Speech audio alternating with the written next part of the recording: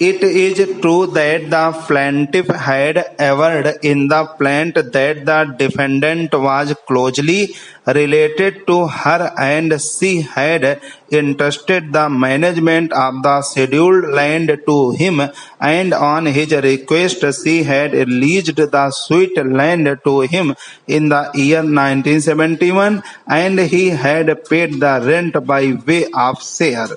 But the plaintiff further specifically alleged that the defendant had denied her title and claimed title in himself, and he had also denied the relationship of landlord and tenant, and therefore the defendant was a trespasser and she was entitled to sue for possession to evict the trespasser. The amendments relating to defendant earlier being the tenant furnish the factual background leading to the cause of action for the suit. The averments in the plaint should be read as a whole. If so done, it is clear that plaintiff claims that defendant is a trespasser in the sweet land. Significantly, the defendant in his written statement did not allege that he was the cultivating tenant of the sweet land. On the other hand, he denied the title of plaintiff and asserted ownership and title in himself by adverse possession, alleging that he was in occupation of the sweet property since 1957 in his own right.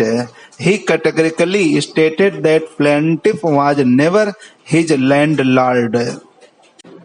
Neither plaintiff nor defendant claimed or admitted that there was relationship of landlord and agricultural tenant. To repeat, plaintiff's case was that the defendant was a trespasser. Consequently, tenancy was not an issue in the suit. Section 13 requires an application to be made to be a special officer under the Act only when a landlord wants to terminate the tenancy and evict his cultivating tenant and not otherwise.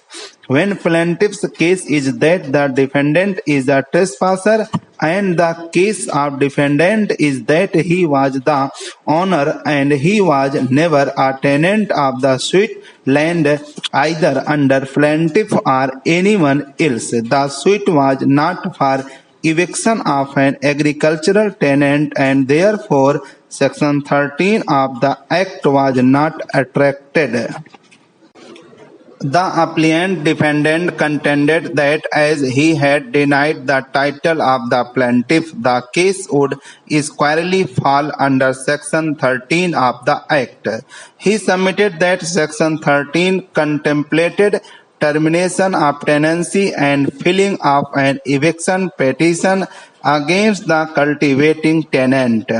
If the cultivating tenant willfully denies the landlord title to the land and therefore the remedy of the landlord was to terminate the tenancy and seek eviction of the cultivating tenant by making an application under Section 13 of the Act and a civil suit was not maintainable.